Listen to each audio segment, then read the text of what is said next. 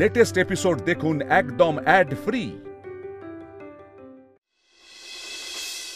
এসো দেখো তোমরা ময়ূরীদি কি কাণ্ড করছে দেখো। এই প্লিজ প্লিজ আমাকে ছেড়ে দাও। কি ছেলে মানুষই করছো, ছাড়ো তো। ছেলে মানুষই আমি না, তুমি করছো। চলো না, ছেড়ে দাও আমাকে। ঘরে গিয়ে কি দেখছি জানো? ময়ূরীদি নিজের জিনিসপত্র গোছাচ্ছে, বলছে কালকে সকালেই নাকি চলে যাবে। আচ্ছা ঠিক আছে, কাল সকালে যাবে তো যাবে, সে ব্যবস্থা করা হবে। এখন খাওয়ার সময় খেয়ে নিলেই ভালো হয়। নীল, আমার একদম খিদে নেই।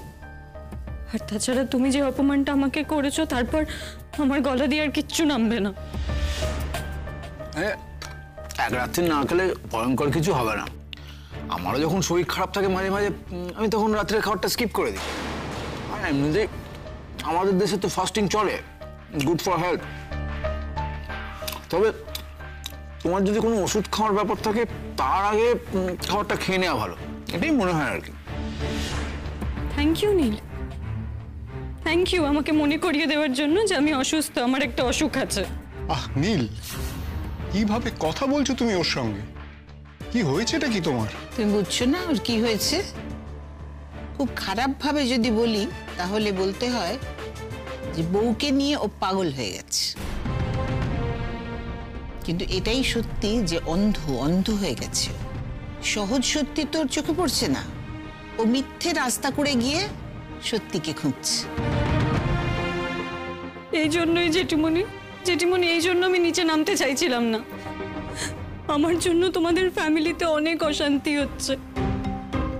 নীল আমাকে ইনসাল্ট করেই চলেছে, আর আমার না এমন কোনো অসাধারণ ইমিউনিটি নেই যে নীলের ইনসাল্টগুলো আমি সহ্য করতে পারবো।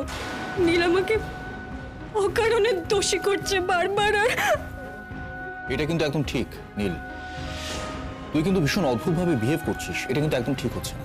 দেখ নীল, এই গোটা ঘটনাটার মধ্যে ময়ূরী কিন্তু কোনোভাবে ইনভলভ নয়। না ওষুধ নিয়েছে, না ও রেখেছে ওষুধ, না ওষুধ দিয়েছে। বেসিক্যালি ও কিন্তু কিচ্ছু করেনি। তাও তুই যে কেন শুধু শুধু বারবার ওর দিকে অভিযোগের আঙুল তুলছিস, আমি তো সেটাই বুঝতে পারছি না। আমরা কিন্তু সবাই এটা মেনে নিয়েছি যে মেঘ একটা ভুল করেছে, একটা মারাত্মক ভুল করেছে, এবং এই ভুলের জন্য ওকে আমাদের সকলের কাছে বকুনিও সহ্য করতে হবে। 100 বার আমরা বকবো ওকে। তুই কি চাইছিস নীল, আমরা কেউ ওকে বকাবকি না করি? বলছে যে ময়ূরী তুমি বসে পড়ো খেতে। হ্যাঁ, আমরা সবাই তো জানি যে কি হয়েছে, তাই না? শুধু শুধু কেন মনে কষ্ট পাচ্ছ বলো? বসো। আর এই বাড়িটার হেড অফ দ্য ফ্যামিলি তো নীল নয়, এখনো অব্দি হেড মা। এখন মা অসুস্থ, তাই টেম্পোরারি হেড আমি। বসে পড়ো, বসে পড়ো। এই সেজুতি, ওকে খেতে দাও। আমাকে প্লিজ খেতে বলো না জেঠুমণি, প্লিজ। এত অপমান সহ্য করার পরে আমি কি করে খেতে বসতে পারি বলো? আমি পারবো না।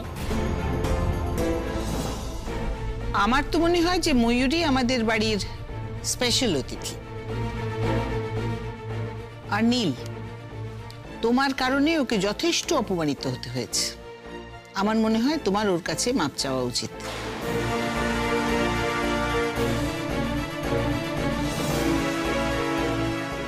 এটা কিন্তু বৌদি একদম ঠিক কথা বলেছে নীল। তুই ব্যাপারটাকে মেটা, সলভ কর ইস্যুটাকে। দেখ নীল, মা ওদিকে অনেকখানি সুস্থ হয়ে গেছে, তুই তোর ভুলের জন্য ময়ূরীর কাছে ইমিডিয়েটলি ক্ষমা চা।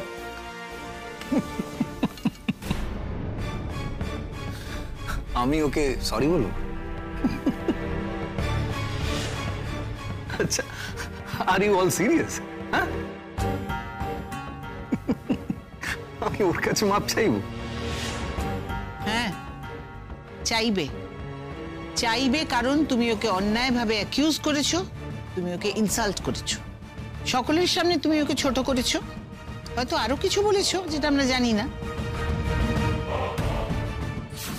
আরো অত্যন্ত ভদ্র আর ভালো একটা মেয়ে, তাই জন্য সেগুলো আমাদের বলেনি। সে কি, আমি তোমায় কি বলেছি সেগুলো তুমি বলনি ময়ূরী? কেন বলনি কেন? আর মা, আমি তো ওকে অন্যায়ভাবে অ্যাকিউজ করিনি, আমি অ্যাকিউজ করেছি কোন একজন আউটসাইডারকে। এটা তুই কেমন কথা বলছিস নীল? ওখানে আমরা বাড়ির লোকেরা ছাড়া একমাত্র ছিল ময়ূরী।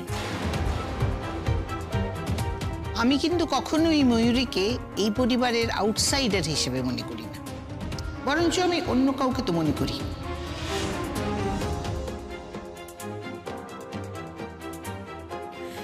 সবাইকে কতটা বোকা আর নিজেকে কতটা চালাক ভাবো তুমি নীল। ঠিক যতটা চালাক ভাবলে সত্যিটা জলের মতো পরিষ্কার হয়ে যায়, ততটা চালাক ভাবি আমি নিজেকে। নীল, এবার থামো তুমি। বেশ, থামলাম। নীল, ময়ূরী ডিজার্ভস অ্যান অ্যাপোলজি। প্রশ্নই আসে না কাকামণি, কোনো প্রশ্ন আসে না। আমি যদি ভুল করতাম তাহলে নিশ্চয়ই মাপ চাইতাম। তুমি তো খুব ভালো করে জানো এরকম কোনো মিথ্যে ইগো আমার নেই। এনিওয়ে, আমি এখন উঠলাম, আমার খাওয়া শেষ, আর এখানে থাকলে অনেক সত্যি বেরিয়ে যাবে আমার মুখ থেকে। আর হ্যাঁ, তোমরা সকলে জেনে রেখো, সেরকম হলে আমি প্রমাণ করতে পারি মেঘ নির্দোষ।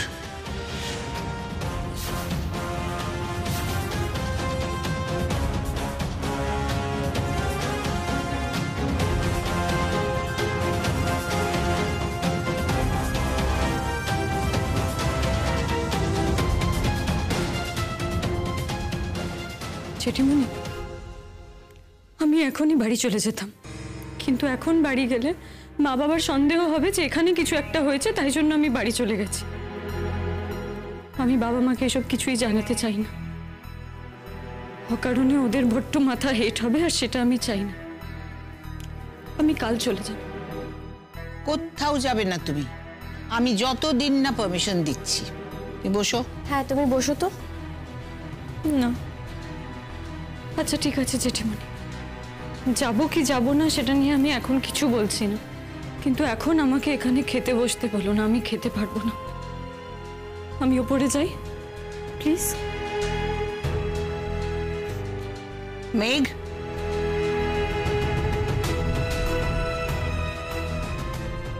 দাঁড়িয়ে দাঁড়িয়ে মজা দেখছো তো? খুব ভালো লাগছে। একটা পুরুষ মানুষকে কবজায় করে তাকে দিয়ে যা খুশি বলাচ্ছ করাচ্ছ, স্রেফ তোমার জন্য। তোমার জন্যে তোমার নিজের দিদির আজকের এই অপমানটা হলো। শোনো, তোমার জন্যে যখন এত অশান্তি হলো, তখন এটা তোমারই দায়িত্ব যে তুমি নিজে ওকে বুঝিয়ে খাওয়াবে। এইভাবে না খেয়ে রাত্রে থাকাটা ওর শরীরের পক্ষে ভালো নয়।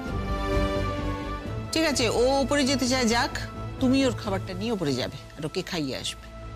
কে জানি কার ইচ্ছে মতো কে মরে কে বাঁচে, কে জানি কার প্রাণ ভোমরা অন্য কারো কাছে।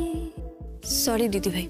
ব্যথার মলম অন্য কারো জ্বরে, আলো দিতে ফুরিয়ে গেল নিঝুম অন্ধকারে। তুই কেন সরি বলছিস মেঘ? তুই তো আমাকে কিছু বলিসনি। তার জীবন জোড়া ভুল, সে অন্য কারো হাতে ইচ্ছে পুতুল, ইচ্ছে পুতুল।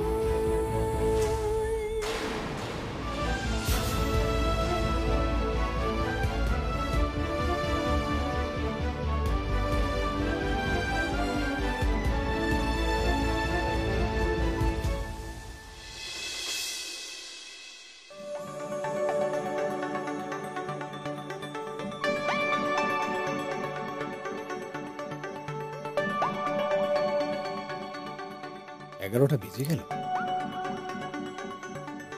কখন আসবে কে জানে।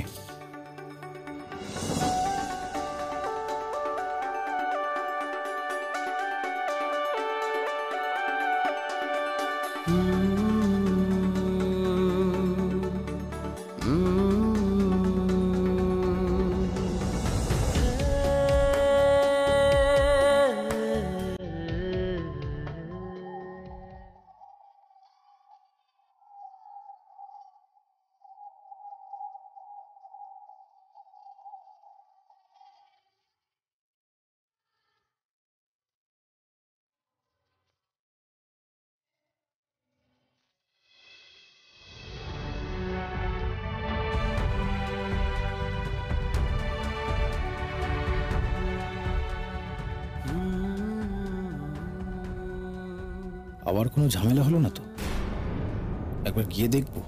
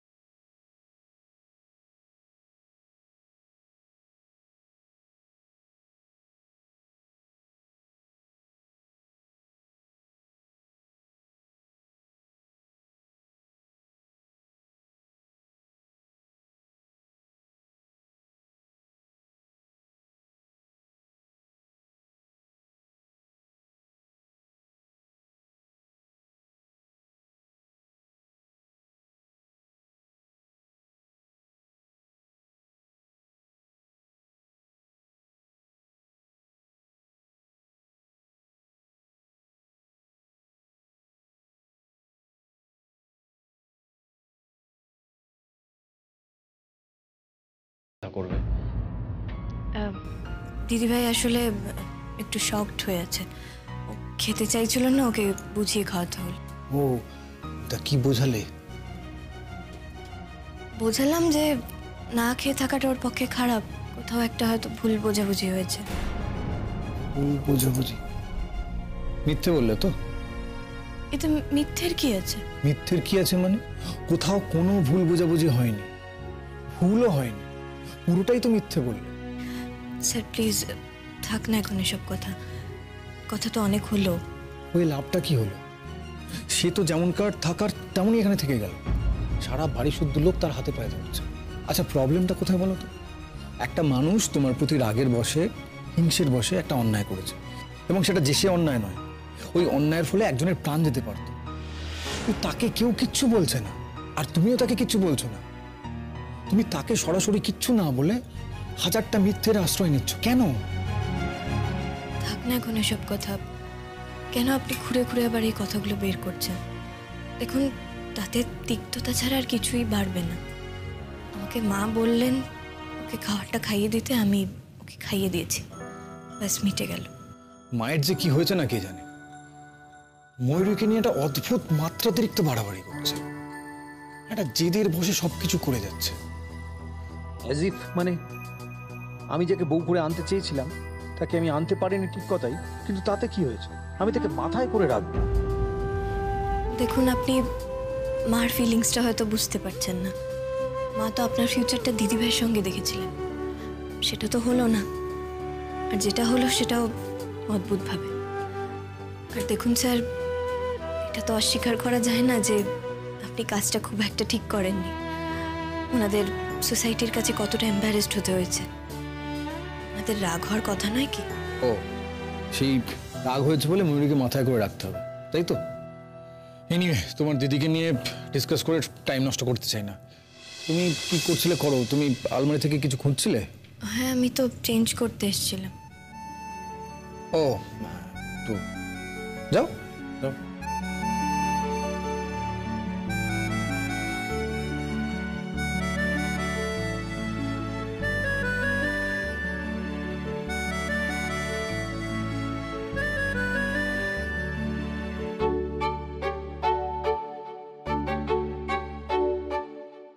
মেঘ,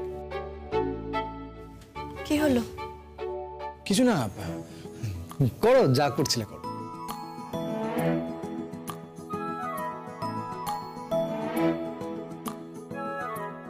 ধুর বাবা, এটা কিভাবে দেব? এই নাও মেঘ, তোমার জন্য এনেছি। ধুস, unromantic. Megh, this is for you. That যেন ক্লাস নোটস দিচ্ছি। মেঘ, সকালে তোমার ফেভারিট কালার বলেছিলে, আমি সেটা ড্যাম ইট, মোস্ট আনইমপ্রেসিভ।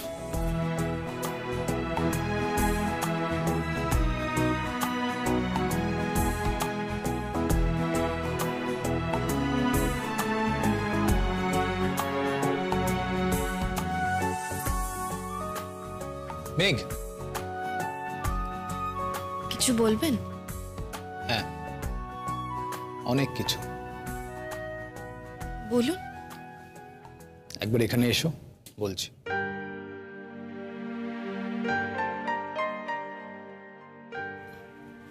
হ্যাঁ বলুন। বলছি এই আপনিটা বাদ দেওয়া যায় না? এটা বলতে কি ডাকলেন? না ঠিক এটা বলতে না, তবে তুমি তো এখনো আপনি বলছো, তাই বললাম আর কি। বাদ দেওয়া যায় না? একটু সময় লাগবে। কিন্তু তুমি কি জানো তোমার মন সেই সময়টা নেয়নি? তুমি এর মধ্যে একবার না একাধিকবার আমাকে তুমি করে বলেছো, সহজভাবে বলেছো, অনায়াসে বলেছো, তোমার মনের ভেতর থেকে বলেছো। কখন? মনে নেই?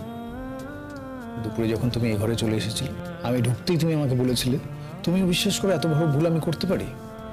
মনে পড়েছে? তুমি ওটা বিশ্বাস করো আমি এত বড় একটা ভুল করতে পারি? দেখো আমি কাউকে কি করে বোঝাবো, আমি ঠিক খামটাই ওই ঘরে রেখেছিলাম। মেঘ, তখন তুমি যে কথাগুলো বলেছিলে কোনো চিন্তাভাবনা ছাড়াই বলেছিলে, তোমার মনের ভেতর থেকে উঠে আসা কথা বলেছিলে। আর সেখানে তোমার মনের ভেতরে আমি তখন আর আপনিতে নেই, তুমি হয়ে গেছি। মনে পড়ছে মেঘবালিকা? আর মেঘ, তুমি এখন যেটা বলছো সেটা কনসিয়াসলি বলছো, নিজের ভেতরের ওই তুমিটাকে চুপ করিয়ে জোর করে আপনি বলছো।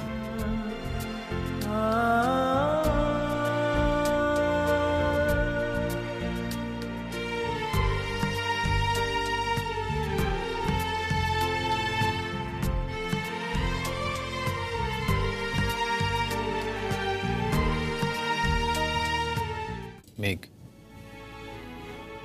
আমার তোমাকে অনেক কথা বলার আছে, অনেক কথা। কিন্তু তুমি যদি সারাটা সময় এরকম ভাবে কুঁকড়ে অন্যদিকে তাকিয়ে দাঁড়িয়ে থাকো, তাহলে আমার মনের ভেতরের কথাগুলো কি করে বলো তো? তারা তো চাইছে তোমার সামনে এক্সপ্রেসড হতে, কিন্তু তুমি তো তাদের দিকে তাকাচ্ছই না। আমি শুনছি। বলবো? বলো।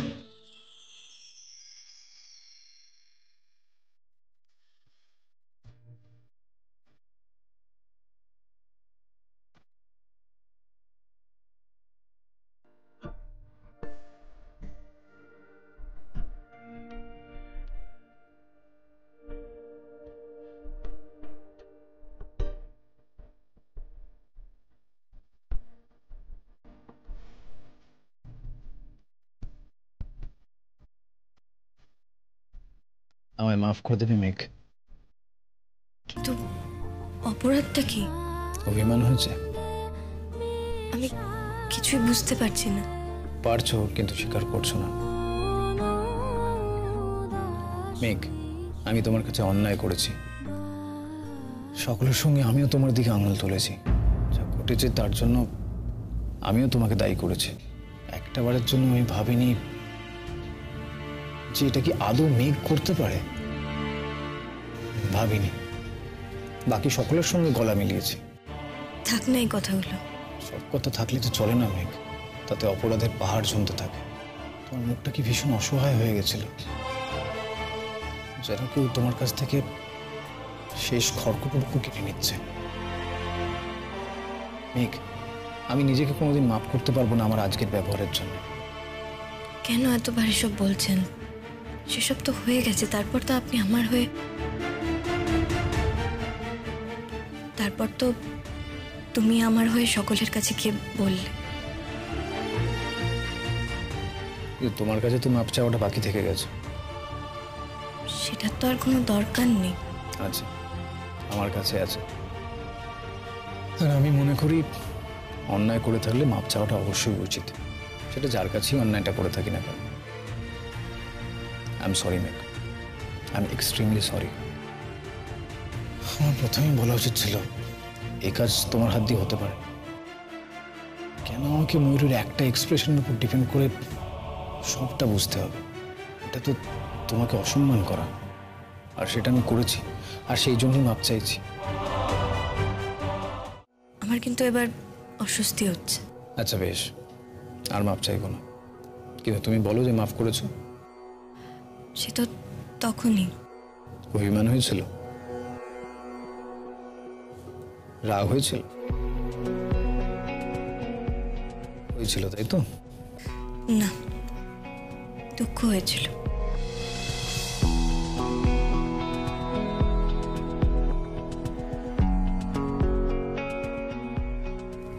সরি। আবার কেন? অনেকবার তো হলো। বারবার সরি বললে কিন্তু আমার এবার অস্বস্তি হচ্ছে। তোমার সবেতে এত অস্বস্তি হয় কেন বলো তো? আমি এরকম।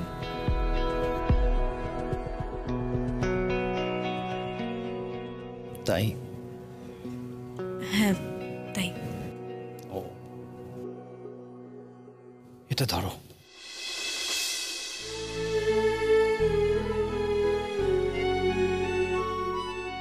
এগুলো তোমার। কেন? না, ঘুষ না, মাফ করার জন্য ঘুষ দিচ্ছি না। কিন্তু যেভাবে দিলেন, দিলে তাতে ঘুষি মনে হচ্ছে। কিন্তু আচ্ছা, এবার আমার একটা আবদার আছে, এটা পরে দেখো। এখন এই রাতে নতুন শাড়ি পরে? এ বাবা, না না, আমার কি মাথা খারাপ নাকি? আমার মাথা খারাপ, পরে দেখো প্লিজ। এ বাবা, না না, অসম্ভব। প্লিজ মেক, যে কোনো একটা দেখো, দুটোই কিন্তু তোমার পছন্দের রং, একটা মেরুন আর একটা নীল। তুমি যদি না পড়ো তাহলে আমি বুঝবো যে তুমি আমাকে মাফ করোনি।